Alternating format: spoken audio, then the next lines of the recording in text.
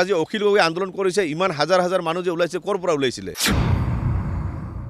যদি অখিল গগৈ তেনেকৈ আগে পিছে কৰিছিল সেইটো আমি গম নাপাওঁ কৰিব পাৰে যাৰ কাৰণে সেই কথাটো তাৰ মনত আহিছে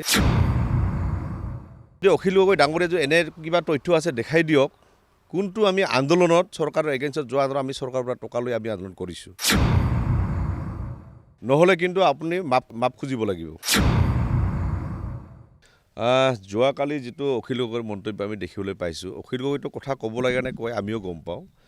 অখিল গগৈ কি আন্দোলন কৰিছিল কি এজেণ্ডা লৈ আন্দোলন কৰিছে আমি সকলোৱে গম পায় মানে অসমৰ ৰাইজে গম পায় আজি সদৌ কোচ ৰাজবংশী ছাত্ৰ সন্থাই অসমৰ 6 জনগোষ্ঠী আমি যেনেকৈ আন্দোলন কৰি আছোঁ নিজৰ প্ৰাপ্য অধিকাৰৰ কাৰণে তাতে কিঞ্চিতো আমি ইফাল সিফাল কোনো ৰাজনৈতিক দলৰ লগত মিতিৰালি কৰি আমি আন্দোলন নকৰোঁ আমি আজি পৰ্যন্ত যদি অখিল গগৈ ডাঙৰীয়া যে এনে কিবা তথ্য আছে দেখাই দিয়ক কোনটো আমি আন্দোলনত চৰকাৰৰ এগেইনষ্টত যোৱা আমি চৰকাৰৰ পৰা টকা লৈ আমি আন্দোলন কৰিছোঁ সেয়ে আমি এটা কথা কৈছোঁ কি অখিল গগৈ ডাঙৰীয়াক আপুনি যিহেতু এতিয়া ৰাজনৈতিক দলৰ এটাৰ মুৰব্বী তেনেকৈ যেইটেই কথা আপোনাক নক'বলৈ আমি অনুৰোধ কৰিছোঁ আৰু লগতে আপোনাক এটা কথা কৈছোঁ কি তথ্য সহকাৰে আপুনি দাঙি ধৰক নহ'লে কিন্তু আপুনি মাপ খুজিব লাগিব আমাৰ চিধা কথা এতিয়া আপুনি ৰাজনীতি কৰিব আহিছে আপোনাৰ লগত নিশ্চয় কোচ ৰাজবংশী মানুহখিনি আছে বা 6 জনগোষ্ঠীৰ মানুহ আপোনাৰ লগত জড়িত হৈ আছে এতিয়া আমাৰ প্ৰশ্ন হয় এইবোৰ কাম যেন অখিল গগৈয়ে কৰে নহ'লে ইমান ডাঙৰ এজন বিধায়ক হৈ ইমান ডাঙৰ গণসমাৱেশ এই বৰপেটাৰ পৰা আৰম্ভ কৰি এই চহৰ অঞ্চলবিলাকত যেনেকৈ ডাঙৰ মিটিং কৰি আছে এই টকাবোৰ কোনে দিয়ে ক'ৰ পৰা পায় মেইন কথা হৈছে কি অখিল গগৈয়ে নিজে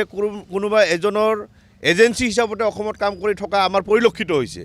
সেইকাৰণে আজি খিলঞ্জীয়া ভূমিপুত্ৰসকলৰ জাতি মাটি ভেটি ৰক্ষাৰ কাৰণে যি আন্দোলন চলি আছে তাক লৈ তাৰ মানে সন্দেহ উপজা যিটো কথা সেই কথাত কিবা মানে অংক থকা বুলি আমাৰ অনুমান হয় সেইকাৰণে অখিল গগৈ ডাঙৰীয়াক এটা কথা কৈছোঁ কি 6 জনগোষ্ঠীৰ যি আন্দোলন আৰু বিশেষকৈ কোচ ৰাজবংশী ছাত্ৰ সন্থাই কোনো ৰাজনৈতিক দলৰ পৰা কোনো মুখ্যমন্ত্ৰী আৰু মন্ত্ৰীৰ পৰা আমি পইচা লৈ কোনো আমি ৰাজপথত আমি আন্দোলন কেতিয়াও নানামো আমি ৰাইজৰ টকা লৈ আমি কোচ ৰাজবংশী সমাজৰ টকা লৈ আৰু টকা নোহোৱাকৈ আমি আন্দোলন কৰোঁ আপোনালোকে গম পায় সেইকাৰণে এই কথাটো কৈছোঁ এই কথাটো উঠাই ল'ব লাগে নহ'লে কিন্তু আপুনি আৰু যদি সঁচা তথ্য আছে আপুনি তথ্যটো দাঙি ধৰিব লাগে কেতিয়া কোন সময়ত কাৰ পৰা টকা লৈ দিল্লীয়ে হওক বা আমি ৰাজপথত যিকেইটা আন্দোলন কৰিছোঁ চৰকাৰৰ এগেইনষ্টত সেইটো দাঙি ধৰিব লাগে আজি অখিল গগৈ আন্দোলন কৰিছে ইমান হাজাৰ হাজাৰ মানুহ যে ওলাইছে ক'ৰ পৰা ওলাইছিলে আজি কোচ ৰাজবংশীসকলৰ যে আজি হাজাৰ হাজাৰ মানুহ ওলাইছে আমি কাৰো ছত্ৰ ছায়াত কাৰো আমি এজেঞ্চি হিচাপতে আমি কোচ ৰাজবংশী সমাজে কেতিয়াও কাম নকৰোঁ আমিতো চাওক যদি অখিল গগৈ এই ধৰণৰ কথা ক'ব পাৰে আজি আমি এটা কথা কৈছোঁ কি আমি টকা নোলোৱাকৈ আমি কাম কৰোঁ যিবিলাক আমি চৰকাৰৰ এগেইনষ্টত যেতিয়া আমি যিকোনো প্ৰতিবাদ কৰোঁ আমি কোনো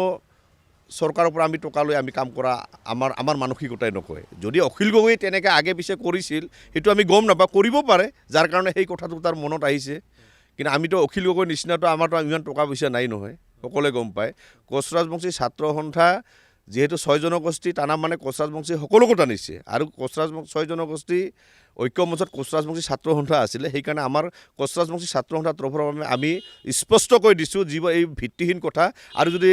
তথ্য আছে তথ্যটো দাঙি ধৰিব লাগে আৰু যদি তথ্য দেখাব নোৱাৰে তেতিয়াহ'লে অসমৰ ৰাইজৰ আগত সেই মাপ খুজিব লাগে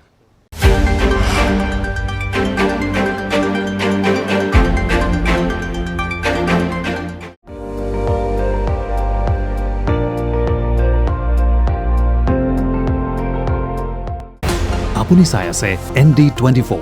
সৰ্বশ্ৰেষ্ঠ নহয় সৰ্বোত্তমৰ দৌৰ